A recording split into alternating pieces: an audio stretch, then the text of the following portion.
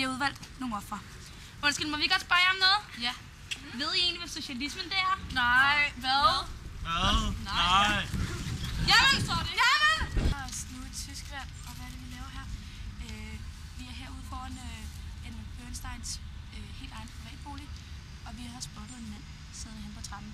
Han ser rigtig klog ud. Lad os gå hen og spørge ham. Lad os det. Vi er nu kommet hen til manden, der sidder her på trappen, og må vi spørge dig, hvem var det, der boede i det her hus? Jamen, det var jo Edward Bernstein, faderen af det vi i dag kender som den revolutionerende socialisme. Han var han har siddet i det her hus herinde, Otfellopalæet i Tyskland. Og herinde der har Edward Bernstein kigget i nogle skattepapirer, fundet ud af, at det slet ikke så slemt til, som kommunisterne de synes det gjorde. Og man kan sige, Edward Bernstein mente jo, at kommunisterne havde taget fejl. Det var også derfor, at hans idé i starten blev meget kritiseret af andre kommunister og andre socialister, fordi at kommunismen var ligesom den overordnede idé. Men Edward Bernstein han var uenig, og uanset hvor meget kritik han fik, så var han sikker i hans sag.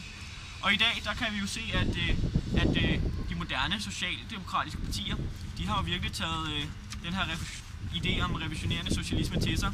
Og han mente jo, at vi sagtens kunne få en velstående arbejderklasse ved bare at reformere vores samfund. Og vi kan jo se i dag, det er jo ikke de arbejdende på fabrikken, der har det dårligst i vores samfund. Det er det jo ikke.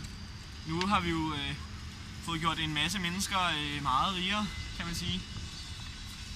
Det lyder jo rigtig spændende. Nu skal du høre her! Her står der jo så Sankt Hans, men det er helt lige meget for, hvad det er, at jeg skal sidde og snakke om. Når man snakker om den socialistiske ideologi, så kan man se på to overordnede ideologier. Den ene er den videnskabelige socialisme, som også kaldes kommunismen eller marxisme. Kommunismen det er en politisk ideologi, som er sit mål at skabe en klasseløs og statsløs organisation af samfundet, baseret på det fælles ejerskab af produktionsmidlerne. Der findes flere forskellige former for kommunisme, blandt andet stalinisme, marxisme, leninisme, maoisme. Hvad med Fidel Castro? Og sige bare. Hvad søren da? Det er ham igen.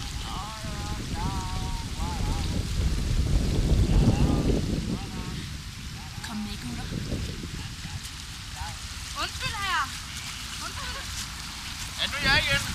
Jeg vil bare høre, hvilken betydning tror du, ideologierne har for partierne i dagens Danmark? Jo, men nu skal du høre. Altså, ideologiernes betydning har jo ændret sig meget igennem årtierne. Og i dagens Danmark, der er det jo sådan, at vi har fået nogle partier, som tænker politik på en helt ny måde. I dag, der er det jo sådan, at de vigtigste mennesker for partierne, det er jo ikke dem, der er medlemmer af deres parti. Det er jo dem, som har stemt på de andre ved sidste valg. Og som vi skal til at stemme på vores parti i dag. Så partierne i dag, de laver jo markedsanalyser, og de prøver at undersøge, hvilke vælgere, som gerne vil høre hvad fra dem, og så prøver de at tilsnuse sig deres opmærksomhed. Det er meget ændret i dag. Jeg kan sige, for eksempel så er sådan nogle ting som partistøtte, den måde det fungerer på er også meget ændret. Det er jo ikke sådan, at et parti kun kan overleve, hvis de har mange medlemmer. Altså, et parti som Venstre får jo millioner af penge fra private erhvervsvirksomheder og egentlig bare støttepenge fra donorer, som tænker, at de skulle have en god idé, og at de skal have noget tilskud. Og det er jo egentlig de bedste mennesker, som et parti kan få sin opbakning fra. Det er jo dem, der giver dem penge uden at stille spørgsmål. Og de besværlige er jo næsten i dag blevet medlemmerne i partierne. Altså, det er jo dem, der kommer til årsmødet og siger, at de synes simpelthen, det er for galt. Dem vil de jo helst undgå, og det er mange partier, der bliver i højere og højere grad topstyret. Et fremragende eksempel er for eksempel Dansk Folkeparti, som jo er fuldstændig ligeglade med medlemmerne. Medlemmerne har årsmøderne ændrer ingenting på partiet partiets politik. Forårsmøderne er sådan set bare en præsentation af deres parti, altså deres partiets politik. Man kan sige også i den anden fløj, i partier som Enhedslisten, har for eksempel i de seneste år her, det sidste valg, der annoncerede de jo, at Johannes Schmidt-Nielsen skulle være deres nye politiske ordfører, og altså deres spydspids. Man kan sige, at det var jo frugt, men at partiet jo måske har mistet noget af deres troværdighed. Ja, tak for det. Tak for det. Lange smør. Nu er vi meget klogere. Så, dagens indslag! Okay, forstår I det måske nu? Ja!